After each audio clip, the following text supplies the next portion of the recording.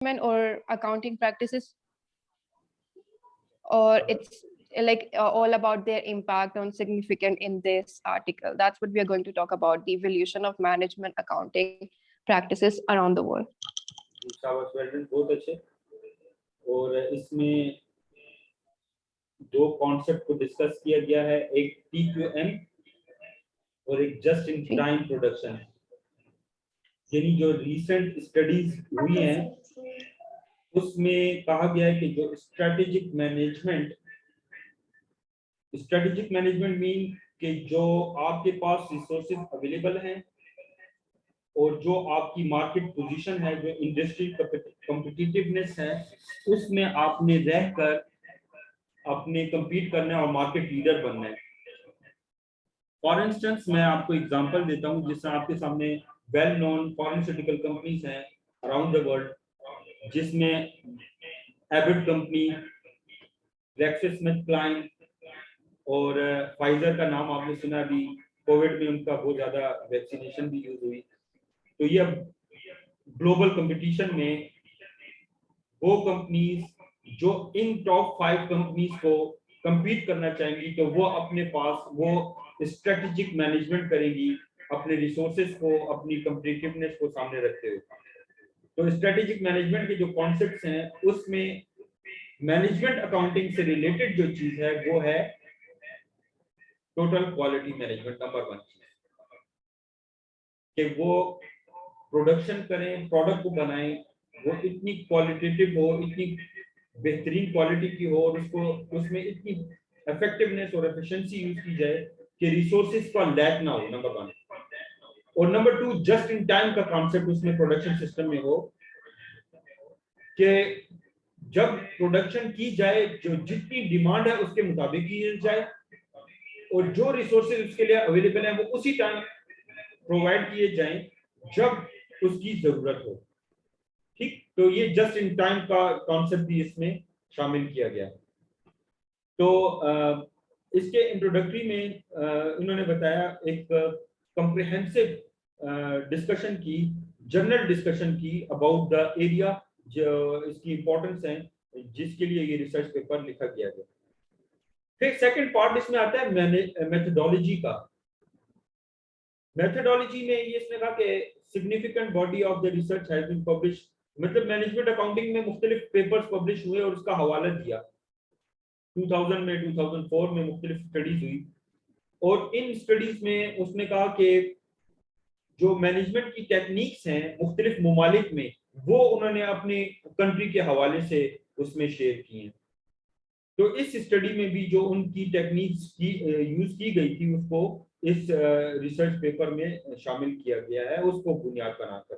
ठीक है, उनकी फाइंडिंग्स को बुनियाद बनाकर जो ऑलरेडी मुख्तलिफ पेपर्स में पब्लिश हुई हैं 2000 की डिके में, तो उसको बेस बनाकर इस स्टडी को कंडक्ट किया गया और इसके लिए उन्होंने सेकेंडरी डेटा यूज किया गया। सेकेंडरी डेटा का मतलब ये होता है कि वो फाइनेंशियल इंफॉर्मेशन, वो फाइनेंशियल स्टेटमेंट्स में जो डिस्कस चीजें शेयर की गई हैं, तो वो उनकी बुनियाद पर इसने स्टडी कंडक्ट की है।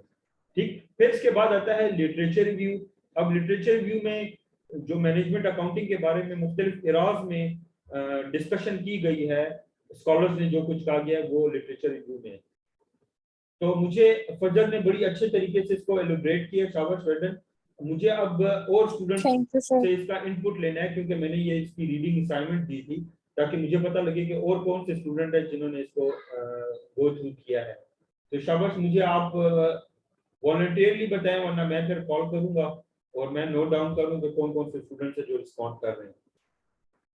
जी शाबाश, एनीवन जिसमें अब यहाँ पर ये जो मैंने फर्स्ट आपके साथ डिस्कस किया था मैनेजमेंट एरा के हवाले से, जो टाइम पीरियड है बिफोर 1950, क्या कहा गया है इसमें?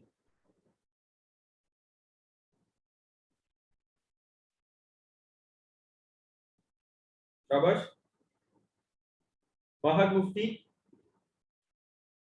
Yes sir, yes sir. Sir basically इसके अंदर बताया गया है कि आईएफए जो चीज 19 सर किया है। हेलो, आवाज आ रही है सर? जी जी आ रही है आपकी आवाज। सर बेसिकली इसके अंदर जो introduction of management accounting techniques before 1950s है, इसके बताया गया कि जो IFA था ना, उन्होंने मैनेजमेंट अकाउंटिंग को 1950 से एक टेक्निकल एक्टिविटी कहा था जो requirement of pursuit of organisational objectives है। तो वो जो बेसिकली उसका जो मेन मकसद था ना, वो डिटर्मिनेशन ऑफ प्रोडक्ट कॉस्ट था। उसकी जो प्रोडक्शन टेक्नोलॉजी सिंपल थी और labour material cost simply identifiable थे। लेकिन अकॉर्डिंग टू जो चैंडलर 1977 है, तो MAS जो मैनेजमेंट अकाउंटिंग सिस्टम है वो इंट्रोड्यूस किया गया 19th सेंचुरी में। वो बहुत सिंपल और कॉम्प्लेक्स था जो यूज करते थे। उसके अंदर डायरेक्ट लेबर और ओवरहेड कॉस्ट को डिटरमिन करने के किया जाता था। और जो सोफिस्टिकेटेड अकाउंटिंग प्रोसीजर्स थे वो भी 19th सेंचुरी तक जाते हैं। तो बेसिकली जो आगे बताया गया है, जॉनसन एंड कैपलन के जो जॉनसन एंड कैपलन ने जो बताया है, वो यूटेंसिल से ज्यादा बढ़ के एक इवैल्यूएटिंग इंटरनल कन्वेंशन प्रोसेस बन गया। ये हमसे इवैल्यूएट करते थे performance of subordinate managers. Internal accounting system से कॉस्ट इवैल्यूएट होती थी, वर्किंग कैपिटल और सारा कुछ हमसे डेवलप हुआ गया। सो बेसिकली उसके बाद जो न्यू कॉस्ट मेजरमेंट टेक्निक्स थी, उसके अंदर एस्कार्नाई ये नाम है, इन्होंने बताया था कि जो एनालाइजिंग प्रोडक्टिविटी और रिलेटिंग प्रॉफिट्स और प्रोडक्ट्स है, वो 20th सेंचुरी में फिर डेवलप किया गया। जो ये जो प्रैक्टिसेस थी जो सारी बताई हैं, उनका सिग्निफिकेंट इम्पैक्ट था मैनेजरियल अकाउंटिंग में। और डेवलपमेंट ऑफ फाउंडेशन भी इन्होंने सेट किया to monitor labour and managerial efficiencies and cost. तब फिर जो साइंटिफिक मैनेजमेंट एक्सपर्ट्स हैं, उन्होंने 19th सेंचुरी में ये भी बताया था कि जो अकाउंटिंग प्रोसीजर्स है उनको इवैल्यूएट और physical and financial efficiency of task and processes से करते थे। तो 1900 में मैनेजर ने मोर अटेंशन पे की, मोर प्रोडक्टिविटी और परफॉर्मेंस ऑफ द कैपिटल और अपनी कंपनीज पे मोर ज्यादा वो यानी काम करना शुरू किया, अंडरस्टैंडिंग आई उनकी। फिर जो हमारे पास था इन ऐसी इंफॉर्मेशन ने हेल्प किया जो ओनर से या कंपनी के हेड से, उनको एलोकेशन ऑफ न्यू इन्वेस्टमेंट्स और बाकी इकोनॉमिक एक्टिविटीज जो एक कंपनी के लिए बहुत ज्यादा इंपॉर्टेंट होती थी। डू पॉइंट कंपनी ने आपने जो है इसको थोड़ा सा मतलब रीड आउट किया, इसको स्टडी किया है? सर थोड़ा बहुत जो समझ आया वो मैं बता रहा हूँ अच्छा, ये। गुड। अच्छा, मैं इसको क्योंकि मैंने एक टाइम एलोकेट किया था इस रिसर्च पेपर के लिए, मैं आप लोगों को एक असाइनमेंट दे रहा हूँ। आप लोगों ने इसको स्टडी करना है, इसकी समरी बनानी है, ठीक है? समरी से यस मुराद सर। क्या है? समरी से मुराद यह है कि इसी में जो कुछ लिखा गया है उसमें मुझे ये ना बताएं कि किस बंदे ने क्या कहा है। इसमें ये बताएं कि इंपॉर्टेंट जो वर्ब है, इंपॉर्टेंट डिस्कशन है वो क्या है, फाइंडिंग्स क्या है, ठीक है? वो बुलेट फॉर्म में बता दें, समराइज फॉर्म में। तो वो मैं आपकी वहां पर अपलोड करूंगा और आपने वो आपकी जो असाइनमेंट नंबर 1 होगी वो इस आर्टिकल से रिलेटेड, वो है आपने एक समरी क्रिएट करनी है, समरी डेवलप करनी चाहिए और मेरे साथ शेयर करना है, ठीक? ये सर पूरे आर्टिकल जितने का भी डिफरेंट टाइम पीरियड्स में जो जितने चैलेंजेस थे और जो कुछ था सब लिखना है उसमें, मतलब ये आपने जिस अभी यहाँ पर बताया कि एग्जाम्पल्स के कॉस्ट साथ बुलेट जो फॉर्म में बताया बताया हुआ है। था जी जी रिसर्च में, जी, जो सुनिए एग्जाम्पल्स आपने के लिखा। साथ उसको एलेबरेट किया हुआ है, तो हम भी उसको करेंगे। नहीं नहीं, आप इस तरह करेंगे, मैं आपको समझा देता हूँ कि क्या करना है। ठीक है, अब यहाँ पर फॉर इंस्टेंस लिखा हुआ है कि cost and management accounting innovation in 1950 can be identify as discounted cash flows. ठीक है ना? तो आप इस पॉइंट में ये बताएंगे असल चीज क्या बताइए कि 1950 में डिस्काउंटेड कैश फ्लोज को पॉइंट आउट किया गया है। डिस्काउंटेड कैश फ्लोज का मतलब ये है कि उन चीजों को डिस्कस किया गया जो कि कैश में, यानी जो चीजें एक्रूड है ना, एक्रूड बेसिस को नहीं लिया गया, एक्रूअल बेसिस को नहीं लिया गया, कैश बेसिस को कंसीडर किया गया है अकाउंटिंग की, कॉस्ट और मैनेजमेंट अकाउंटिंग की थ्योरी में। इसी तरह नेक्स्ट उसमें डिस्कशन की गई है कि बजटिंग के बारे में, कि जीरो बजट क्या होता है, अपॉर्चुनिटी कॉस्ट क्या होता है, बजट क्या होती है, ठीक है, डिसीजन ट्री क्या होता है, वो 1960s में किया गया। तो वो प्रिसाइजली आपने उसको डिस्कस करना है, ठीक है, अपनी समरी में। तो समरी आपने 1 पेजर बनानी है, 1 पेज से ज्यादा नहीं बनानी, और उसको टू द पॉइंट रखना है, कंसाइज रखना है, ठीक? तो मैं इंशाल्लाह फिर वो देखूंगा और फिर मैं उसमें एवेलुएट भी करूंगा कि किसने सबसे अच्छी समरी बनाई है, वो आपके लिए एज अ रोल मॉडल होगा नेक्स्ट टाइम के लिए। अंडरस्टैंड? तो ये आप लोगों के लिए एक असाइनमेंट है, आप लोगों ने इसको कैरी ऑन करना है, फिर स्टडी करना है। अब मैं आ जाता हूँ थोड़ा नेक्स्ट डिस्कशन की तरफ, वो है स्किल डेवलपमेंट।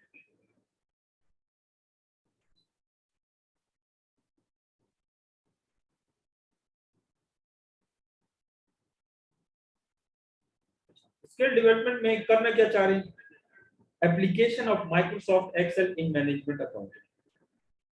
माइक्रोसॉफ्ट एक्सेल को हमने इस्तेमाल करना है अपने थ्रू आउट, जितनी भी डिस्कशंस हैं उसमें हमने यूज करना है मैनेजमेंट अकाउंटिंग की प्रैक्टिसेस के लिए।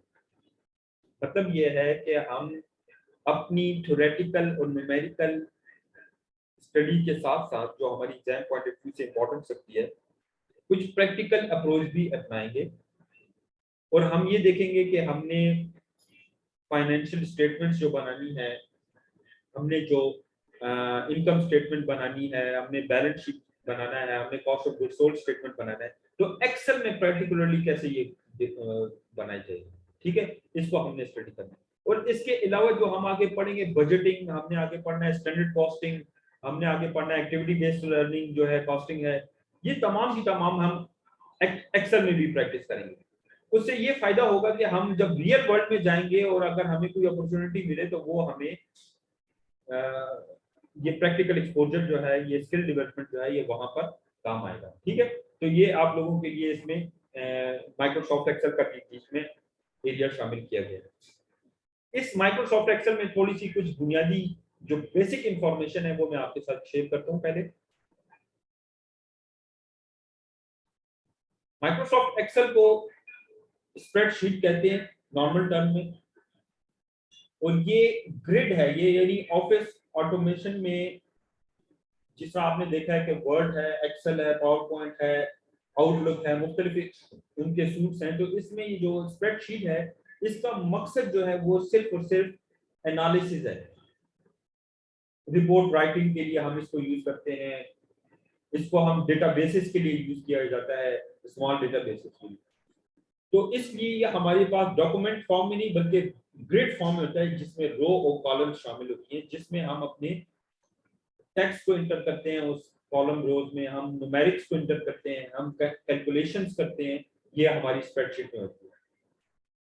ये कंप्यूटराइज्ड स्प्रेडशीट जो है जिसमें हम वर्किंग कर रहे होते हैं, इसको कहते हैं वर्कशीट्स, और जिस डॉक्यूमेंट को हम यूज कर रहे होते हैं वो वर्कबुक कहलाता है, ठीक। तो हम जब स्प्रेडशीट का बात करते हैं तो ये एज अ होल पूरे प्रोग्राम की बात कर रहे हैं।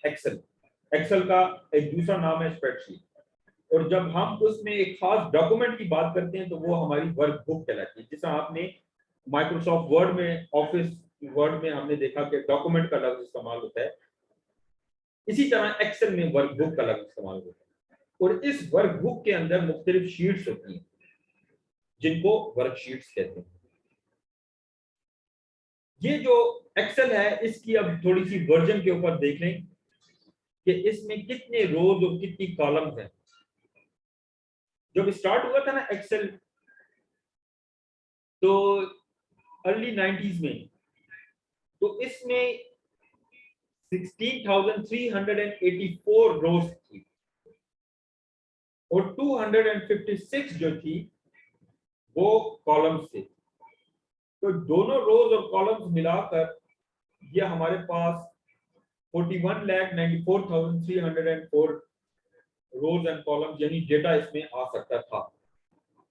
एक एक्सेल की एक वर्कशीट में इतना डेटा हम सेव कर सकते थे, जो ग्रेजुअली टाइम के साथ साथ वो ज्यादा होता गया। यानी अगर आप 95 में देखें तो वो यही यूज किया गया एक्सेल 95 में, फिर 97 में 16,000 से बढ़ाकर उसकी कैपेसिटी रोज की जो है वो ज्यादा कर दी 65,000, जो कि 2003 वर्जन तक चला। 2003 वर्जन के बाद यानी 7 वर्जन जब आया तो उसमें 1,48,576 रोज बनी और 16,384 कॉलम्स है। यानी एक वर्कशीट में ये तकरीबन 17 बिलियन इसमें डेटा आ सकता है एक कॉलम के, एक सेल के अंदर।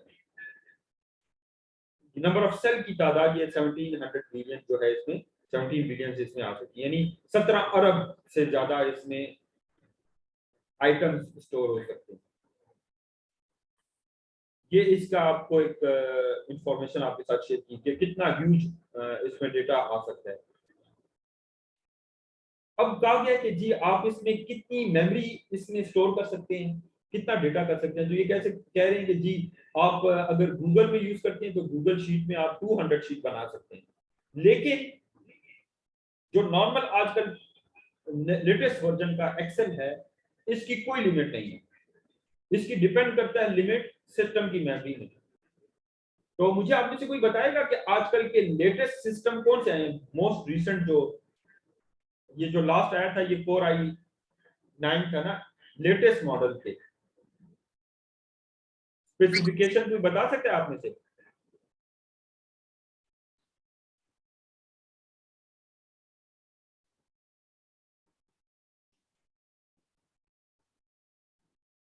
नो वन नो, किसी को नहीं पता?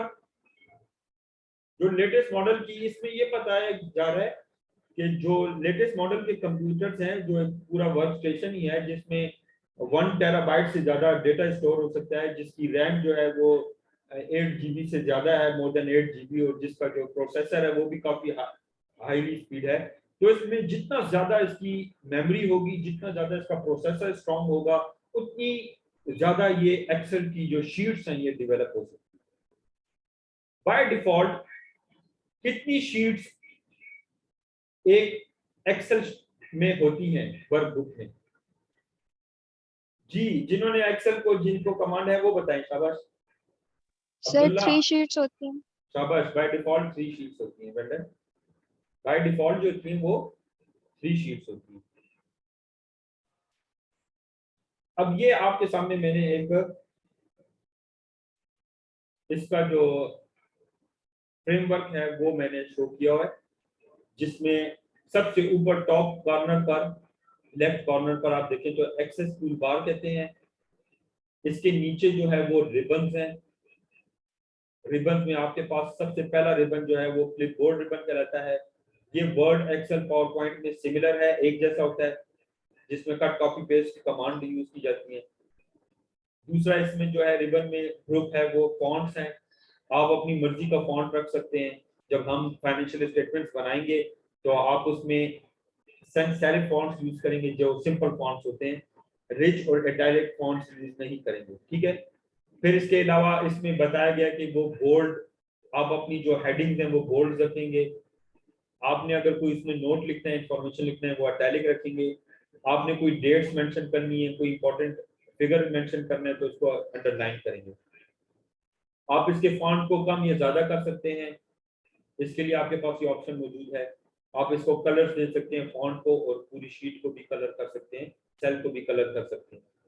आप इसकी अलाइनमेंट कर सकते हैं। तो इसके बाद नेक्स्ट ग्रुप जो अलाइनमेंट है, इसमें टॉप, सेंटर और बॉटम अलाइनमेंट्स हैं 3 तरह की। आप फॉन्ट की डायरेक्शन को चेंज कर सकते हैं। आप फॉन्ट्स जो आप लिखेंगे, टाइप करेंगे, उसकी alignment left justified, centre justified, right justified कर सकते हैं, इसमें ये ऑप्शन है। और इंटेंट का ऑप्शन है।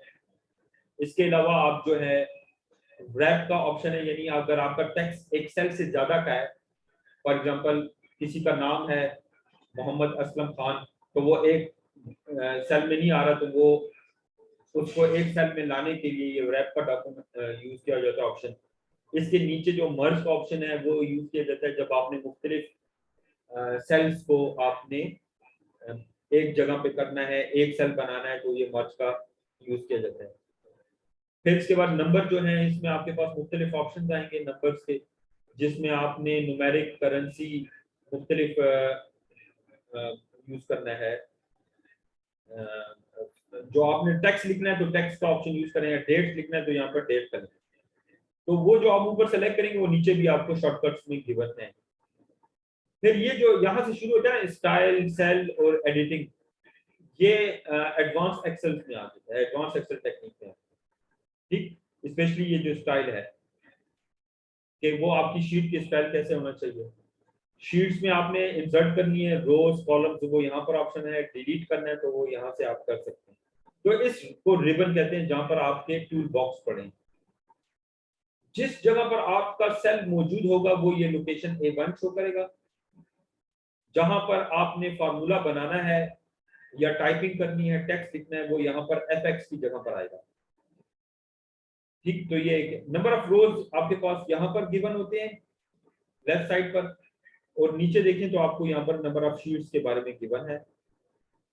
तो आप इसको अगर गौर से देखें तो ये आपको एक वो लोग जो डमी हैं, यानी जिनको बिल्कुल एक्सेल के बारे में नहीं नो हाउ है, तो ये उनके लिए एक ब्रीफ था थोड़ा सा। ठीक है, जहां पर आप काम कर रहे होते हैं ये वर्क बुक कहलाता है, ये वर्क एरिया कहलाता है। अब आ जाते हैं थोड़ा सा एक्सेल के ऊपर कि उसके फार्मूला, मैथमेटिकल फार्मूलाज क्या होते हैं और उसमें फंक्शंस क्या हैं, दोनों में फर्क क्या है। जहां पर हम टाइप करते हैं उसको कहते हैं फार्मूला सिंटैक्स, जहां पर हम अपना एनालिसिस करते हैं। अगर हम इसमें कोई इक्वेशन क्रिएट करते हैं या कोई इक्वेशन डेवलप करते हैं तो हमारा फार्मूले वाले सेल में आता है। और अगर हमने ऑलरेडी जो इंस्टॉल्ड फंक्शंस उन्होंने बिल्ट इन फंक्शंस हैं वो उसमें मौजूद हैं, वो अगर हमने यूटिलाइज करने हैं तो वो हम फंक्शंस के अंदर दोनों जो जगह है वो ऊपर मैंने आपको जो यहाँ पर एरिया बताया था इधर यूज किया जाता है with the equal sign, start किया जाता है विद इक्वल साइन के साथ। तो हमने जब शीट्स में हम करेंगे यूज करेंगे तो हम इस फार्मूला और फंक्शन को भी इस्तेमाल करेंगे। इसके बाद आ जाता है operators, specifically because I am not discussing the whole जो कॉन्सेप्ट्स हैं या जो और डिस्कशन है ये माइक्रोसॉफ्ट एक्सेल की, मैं वो चीज डिस्कस करना चाह रहा हूँ जो आपके लिए यूज होगा। तो इसमें बेसिक और अरिथमेटिक ही इस्तेमाल होगा, ज्यादा इसमें ज्यादा टेक्निक्स इस्तेमाल नहीं होती। हाँ, अगर आप करना चाहें तो आप कर सकते हैं, जिस तरह डेटा वेलिडिटी है, इफ कंडीशंस हैं, वो आप यूज कर सकते हैं। लेकिन जो बेसिक लेवल पर है वो आपके मैथमेटिकल ऑपरेटर्स ही इस्तेमाल होंगे, जिस तरह ऐड, सब्ट्रैक्ट, मल्टीप्लाई, डिवाइड, ये आप यूज करेंगे अपने तमाम थ्रू आउट जितनी भी एक्सेल में प्रैक्टिसेस होंगी उसमें आप यूज करेंगे। ठीक, अब इसको आप गो थ्रू करें एक्स्ट्रा टाइम जब आपके पास आफ्टर स्टडी, तो आप इसको थोड़ा यहाँ पर एग्जांपल दी गई है, इनको प्रैक्टिस करें। जिनको थोड़ा एक्सेल में वर्किंग नहीं आती, थोड़ी बहुत समझ है, ज्यादा उनको नो हाउ नहीं है, तो उनके लिए मैंने ये शेयर किया कि इक्वल का साइन पहले लगाना है एडिशन के लिए, फिर पैरेंथेसिस डाले ना डालें उससे कोई फर्क नहीं पड़ता। आपने ये लोकेशन बताया है B2, तो इसमें आपने कोई न्यूमेरिक इंटर किया हुआ है तो वो उसको ऐड करेगा, टेक्स्ट को ऐड नहीं करेगा। अगर आपने नाम लिखा हुआ है कि मिस्टर मोहम्मद और फिर नेक्स्ट में लिखा हुआ है असलम और थर्ड में लिखा हुआ है खान कॉलम में, तो आप कहें ऐड करें तो नहीं करेगा, वो ऐड न्यूमेरिक फिगर्स को करें। ठीक है, इसी तरह आप सब्ट्रैक्ट कर सकते हैं उसमें, जिस तरह आप मैथमेटिकल ऑपरेशंस इस्तेमाल करते हैं, मल्टीप्लाई कर सकते हैं, डिवाइड कर सकते हैं, परसेंटेजेस ले सकते हैं, ये तमाम चीजें आप करेंगे। इसमें यहाँ पर एग्जांपल्स के साथ गिवन है। अब आ जाते हैं कुछ प्रैक्टिकल एक्सरसाइजेस की तरफ।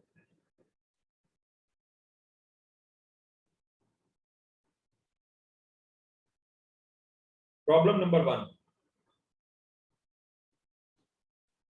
calculate the cost, manufacturing cost, cost of goods manufactured, cost of goods sold. December 31st, 2021, the trial balance of the Blackwell company showed.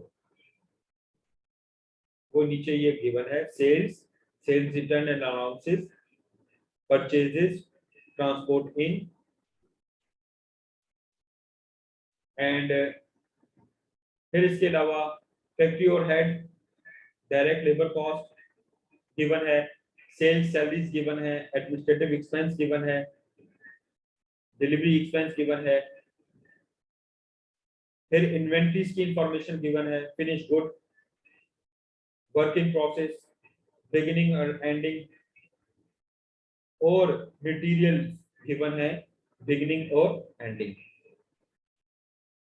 कहा यह गया कि आपने कैलकुलेट करना है, बनाना है total manufacturing cost, cost of goods manufactured, और last में कॉस्ट ऑफ गुड्स सोल्ड। ठीक है, ये आपने कैलकुलेट करना है एक्सेल में, और इसके साथ साथ इनकम स्टेटमेंट भी बनानी है। तो हम पहले आते हैं एक्सेल की शीट को ओपन करते हैं।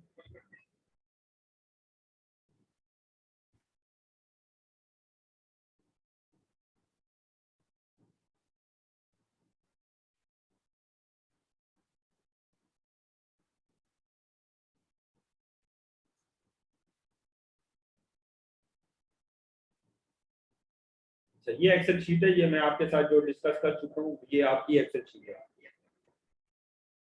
अब सबसे पहले हमने क्या बनाना है, कॉस्ट ऑफ गुड्स सोल्ड।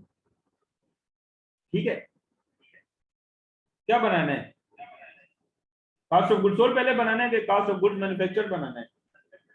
आप लोगों ने लास्ट टाइम असाइनमेंट की है कि नहीं? सर टोटल मैन्युफैक्चरिंग कॉस्ट नहीं बनाना? अरबाज साहब ने कहा है कि टोटल मैन्युफैक्चरिंग कॉस्ट है। शाबाश अरबाज, मैं ये देखना चाह रहा हूँ कि आप में से कितने लोग सोए हुए हैं। तो अरबाज ने इमीडिएट रिप्लाई किया कि टोटल मैन्युफैक्चरिंग कॉस्ट बनानी है। तो अरबाज भाई आप मुझे बता भी दें थोड़ा कि ये इसमें क्या शामिल होता है टोटल मैन्युफैक्चरिंग कॉस्ट में?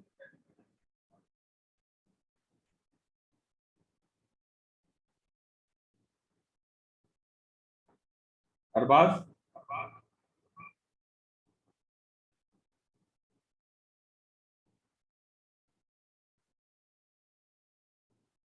टोटल मैन्युफैक्चरिंग कॉस्ट में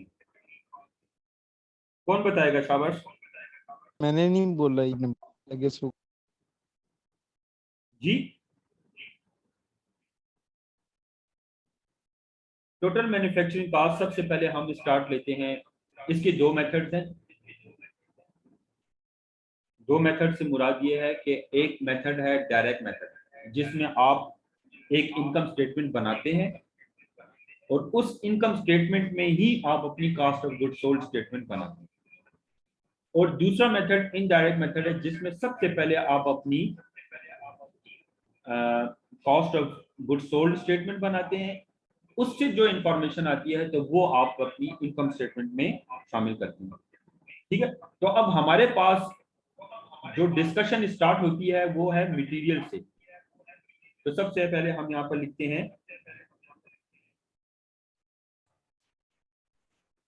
नेम ऑफ कंपनी, दरमियान में लिखें सबसे पहले। जितने आपने रोज इस्तेमाल करने हैं तो उसको आप सेलेक्ट कर लें। मैं रैंडमली ले लेता हूँ। इसमें कंपनी का नाम हमारे पास है,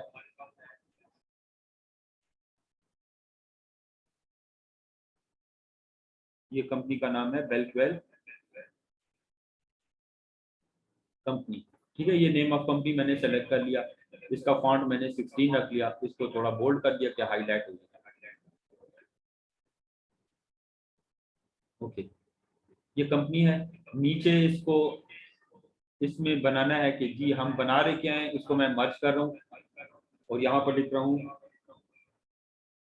cost of goods sold statement,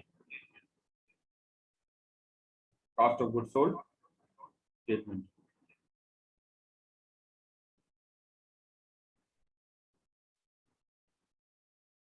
ये cost of goods sold statement है। जब cost of goods sold statement लिखते हैं तो इसके नीचे फिर लिखते हैं फॉर द मंथ या फॉर द ईयर एंडेड।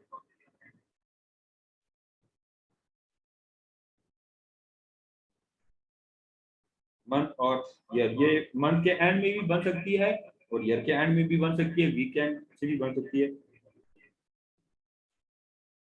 जो टाइम पीरियड आपको गिवन होगा वो यहाँ पर आपने लिख लेना है।